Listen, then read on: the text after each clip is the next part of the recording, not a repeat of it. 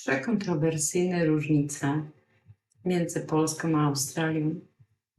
Pierwsza, tu nikt ci nie powie prawdy prosto w oczy.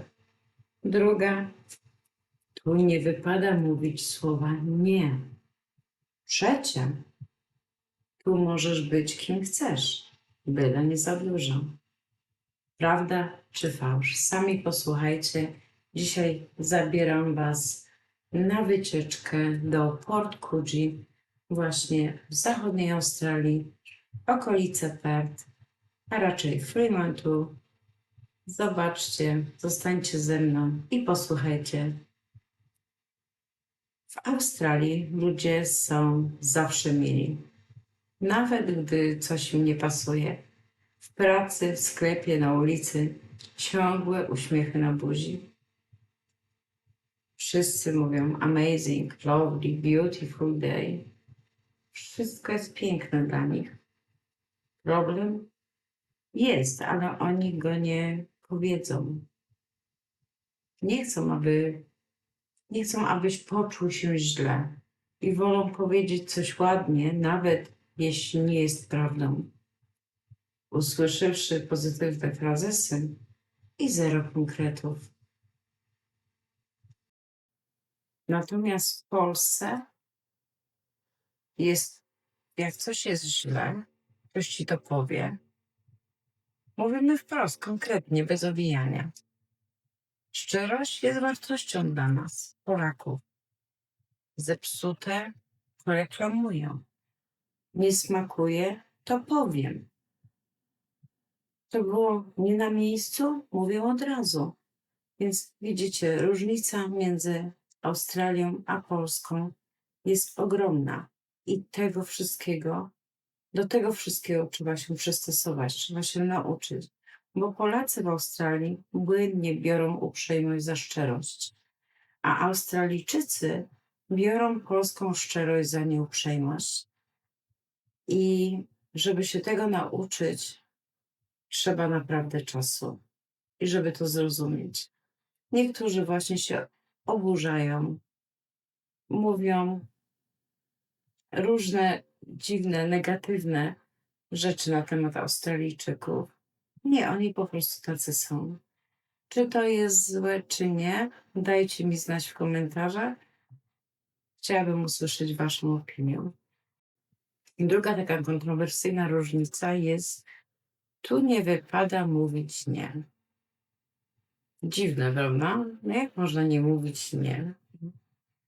W Australii ludzie nie odmówią wprost. Powiedzieć no to brak kultury. A zobaczcie, przed nami jest jakie fajna ulica, ofalowana. Chciałam Wam to pokazać, bo przejedziemy się za chwileczkę, tylko odbiegając od tematu. Dlaczego nagrywam bez mojego wizerunku? Dlatego, że jak żeśmy jeździli, a miałam kamerę z przodu, było bardzo gorąco i strasznie wiatr było słychać. Zresztą sami potem zobaczycie, że bardzo wiało w tamtym czasie. Musiałam wyciszyć całkowicie głos i zrobić podkład. Więc bardzo przepraszam. No jak mówię, nie zawsze wyjdzie tak, jak bym chciała. Ale wracając do naszych różnic, no słuchajcie, w Australii ludzie na przykład nie mówią tego nie. Mówią zawsze maybe, czyli może, możliwie, we will see, we will get back to you. Wiecie, mają tysiące innych zwrotów, ale w 90% te wszystkie zwroty oznaczają nie. I jeżeli ktoś wam nie powie, widzicie, z górki na pazurki. Nie ma śniegu, jak byłby śnieg, byśmy jeździli tutaj na sankach. No ale wracajmy do tego naszego tematu różnic. Wyobraźcie sobie, że w pracy nie powiedzą, to się nie da. Powiedzą, chodź zobaczymy jakąś inną opcję. Na spotkaniach Nikt się nie kłóci, nikt się nie pokłóci. Wszyscy kiwają głowami, by tylko, by tylko utrzymać pozytywny taki vibe, taką atmosferę. W Polsce, no sami wiecie jak jest. Mówimy nie, kiedy mamy na myśli nie, tak? I no nie jest nic złego. No, nie zgadzam się z jakąś opinią czy decyzją. Czasem zbyt ostro, ale szczerze. Mówimy tak, jak jest. Nie boimy się dyskusji. No bo nie boimy się niczego dyskutować. Jeżeli mamy swoje racje, próbujemy udowodnić, że jednak ktoś jest w błędzie i trzeba mu to powiedzieć, prawda? No, ale tutaj zderzamy się po prostu my Polacy z argumentami i umiemy argumentować pewne rzeczy, które jesteśmy pewni, a nawet jak nie jesteśmy pewni, to próbujemy się dowiedzieć od drugiej osoby, dlaczego ma inne zdanie niż na przykład ja czy ty. No i szanujemy taką twardą prawdę. Czasami jest niemiła ta prawda, ale jednak jest prawdziwa. I to jest to, co nas wyróżnia, Polaków. No i właśnie, bo Polak w Australii często czuje się, można powiedzieć, ignorowany, zwywany, wprowadzany w błąd i niedoinformowany. No bo wiecie, my odbieramy to całkowicie inaczej. Nikt nam w twarz nie powie nie, no to wydaje nam się, że to, o co prosimy, czy chcemy czegoś dokonać, no to znaczy, że jest jakaś aprobata, a w tym przypadku u Australijczyków musicie wsłuchać się w zdania, żeby wiedzieć, że jednak nie to nie. I zapomnij o tym. To jest jak po polsku, ale u nich po australijsku jest trochę inaczej. Jest to po prostu taki niezrozumiały kod kulturowy, moim zdaniem. Z kolei Australijczycy czują od Polaków, że my krzyczymy, że jesteśmy zbyt ostrzy, za bardzo naciskamy, za szybko podejmujemy decyzje. No bo tak jest, kochani, no bo jak inaczej? No my mówimy konkretnie na temat, chcemy mieć wszystkie decyzje czarno-białe, nie ma żadnej szarości pomiędzy. No więc wiecie, takie słowo uciekania od konfliktu to nie jest nasze polskie i to my Polacy jednak mimo wszystko próbujemy dostosować się do warunków kulturowych tutaj. Jednak no nie jest łatwo. Jesteśmy odbierani czasami bardzo negatywnie i różne narodowości, jak to Australijczycy, którzy pochodzą z innych krajów, również spostrzegają nas jako czasami ród, czyli bardzo taki, że nie mamy boundaries, czyli granic, co nie jest prawdą, bo my jesteśmy jacy jesteśmy i jesteśmy konkretnymi ludźmi, zdolnymi ludźmi, mądrymi ludźmi. I to jest właśnie to, co nas wyróżnia. A tu przed nami, widzicie ten budynek? No po prostu straszy. Same graffiti. Sami zobaczcie, jak to wygląda. A powiem wam, co to jest. Nawet przygotowałam sobie, co to faktycznie jest.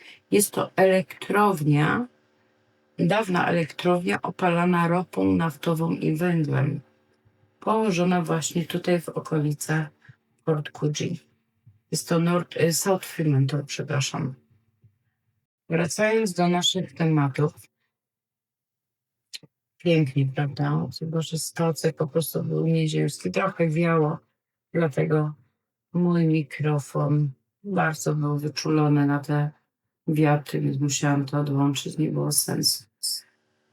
Kochani, no i wracając do tego naszego tematu, już w zeszłym odcinku, jeżeli ktoś mnie oglądał, zapraszam do zeszłego tygodnia.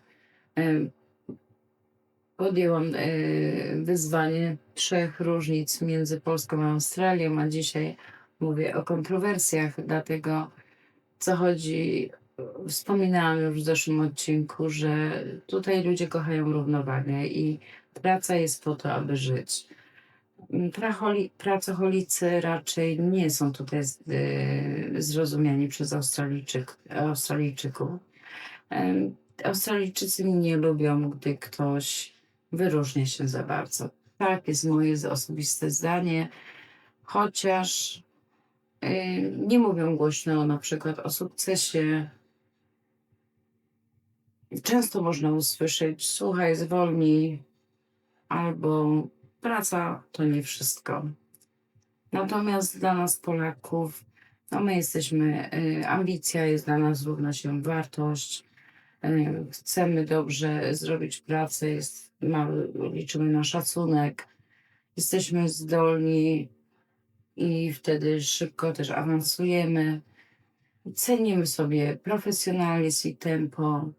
Jeśli ktoś pracuje na przykład więcej, to Polacy mają to na plus, a nie na minus, tak jak Australijczycy.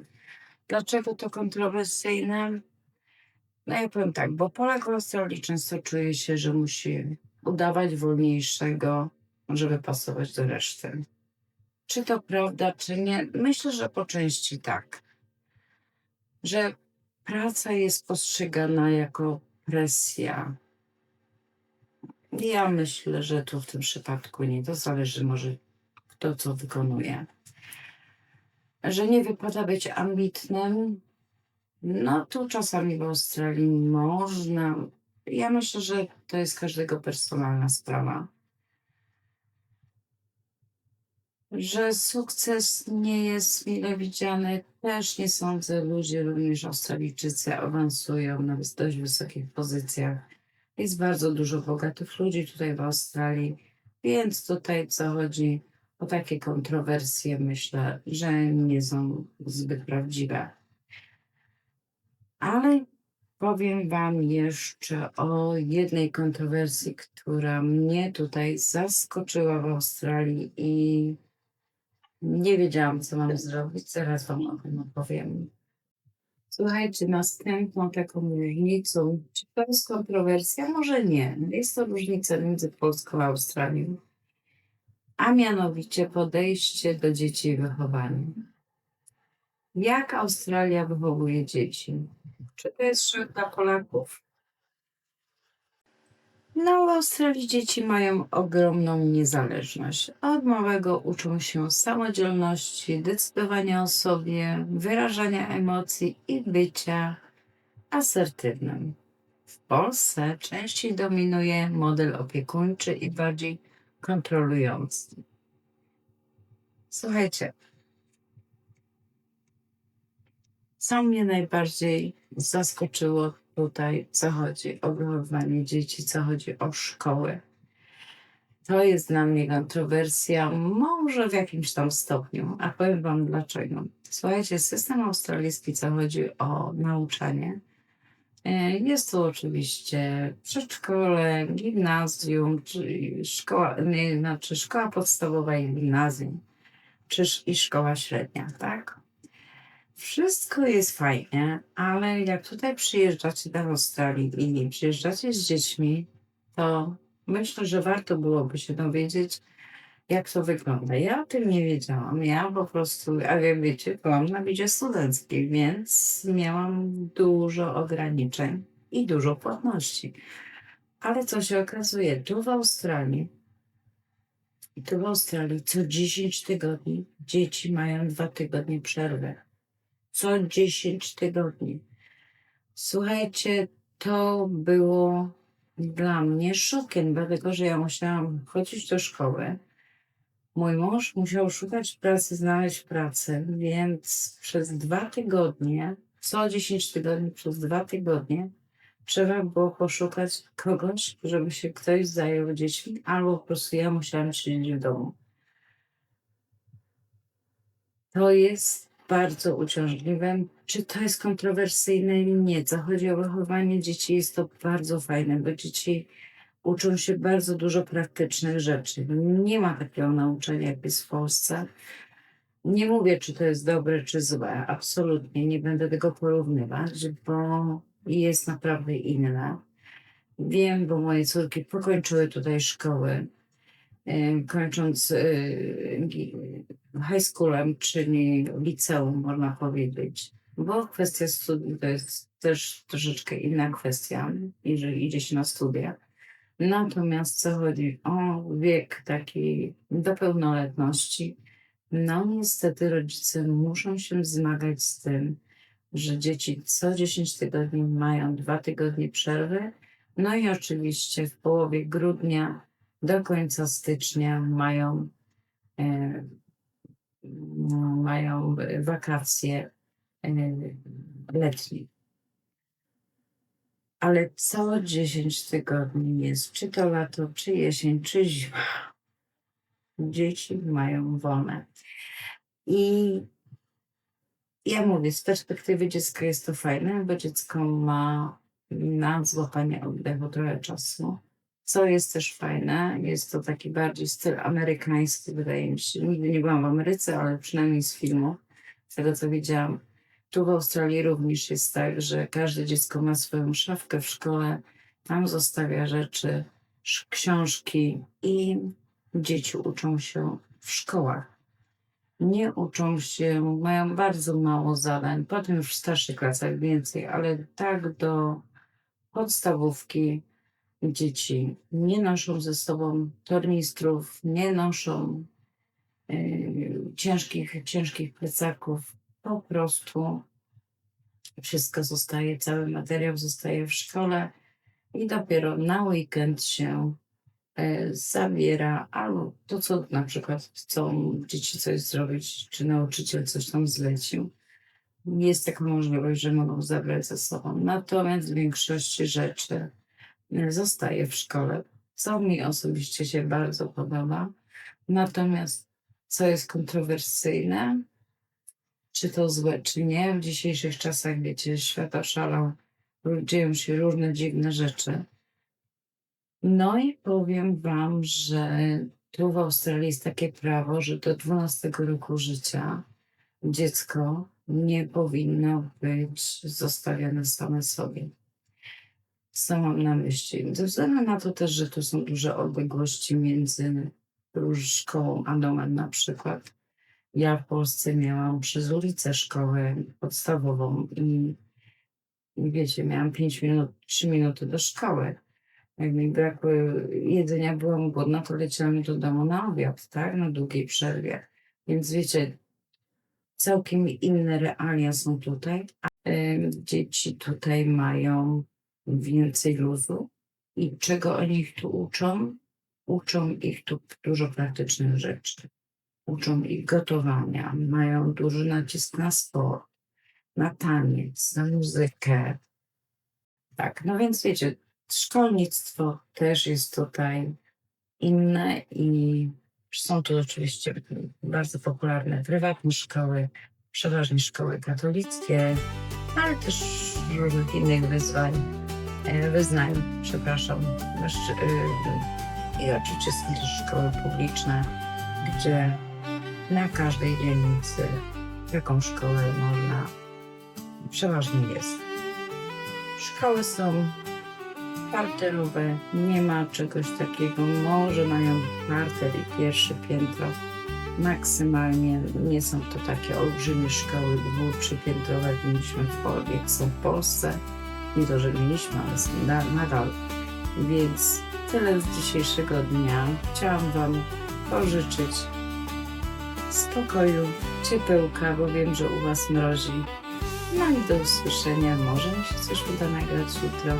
I słuchajcie, mam zamiar zrobić vlogomasy, czyli od 1 grudnia do 24 do Wigilii nakręcić wam vlogomasy, czyli jak to wygląda przygotowanie do Christmas, do Bożego Narodzenia, tutaj właśnie w Australii, na drugim końcu świata.